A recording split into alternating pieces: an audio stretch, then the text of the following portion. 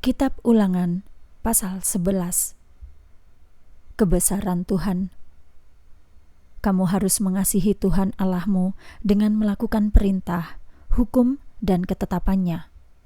Sekarang kamu tahu bahwa aku tidak berkata kepada anak-anakmu yang tidak mengenal dan melihat didikan Tuhan Allahmu dan kebesaran, kuasa yang kuat, dan lengannya yang teracung.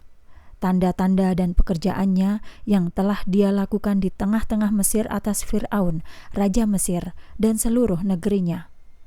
Juga yang telah dia lakukan terhadap tentara Mesir, kuda-kudanya, dan kereta-kereta perangnya, dan bagaimana dia membuat air laut Teberau menenggelamkan mereka karena mengejarmu, dan bagaimana Tuhan membinasakan mereka semua. Dan apa yang dia lakukan di padang belantara sehingga kamu sampai di tempat ini.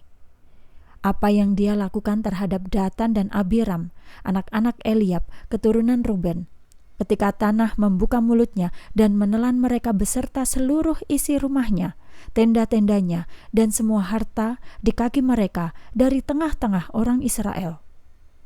Matamu sendiri telah melihat semua pekerjaan besar yang telah Tuhan perbuat.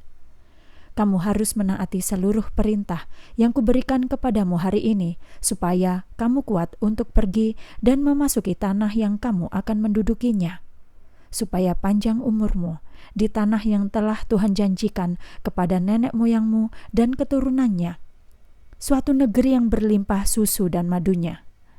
Negeri yang akan kamu masuki untuk kamu miliki itu tidak sama dengan negeri Mesir, dari mana kamu berasal.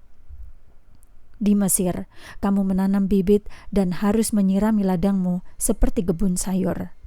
Akan tetapi, negeri yang akan kamu miliki dan duduki itu berbukit-bukit dan berlembah-lembah yang mendapatkan air hujan dari langit.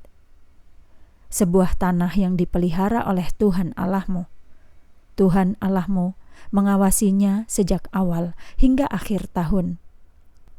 Dan akan terjadi demikian apabila kamu dan patuh terhadap perintah yang kukatakan kepadamu hari ini, yaitu kasihilah Tuhan Allahmu dan layanilah Dia dengan segenap hatimu dan dengan segenap jiwamu.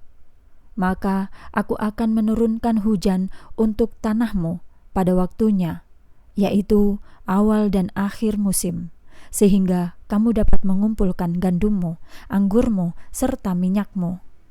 Aku akan menumbuhkan rumput di ladangmu untuk ternakmu, dan kamu dapat makan sampai kenyang.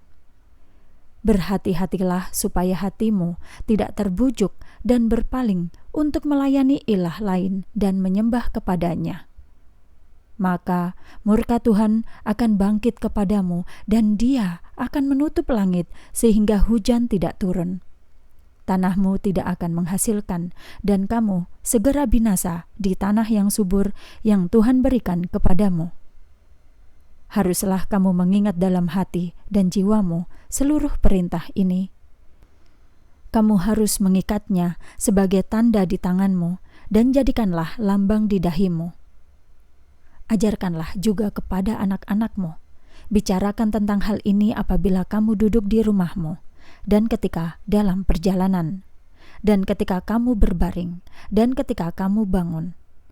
Tuliskanlah itu di tiang pintu rumahmu dan di gerbangmu, supaya umurmu dan umur keturunanmu bertambah di tanah yang Tuhan janjikan untuk memberikannya kepada nenek moyangmu, selama langit ada di atas bumi. Sebab jika kamu menaati dengan sungguh-sungguh setiap perintah yang kusampaikan kepadamu untuk dilakukan, yaitu kasihilah Tuhan Allahmu, hiduplah dalam jalannya, dan berpegang teguhlah kepadanya.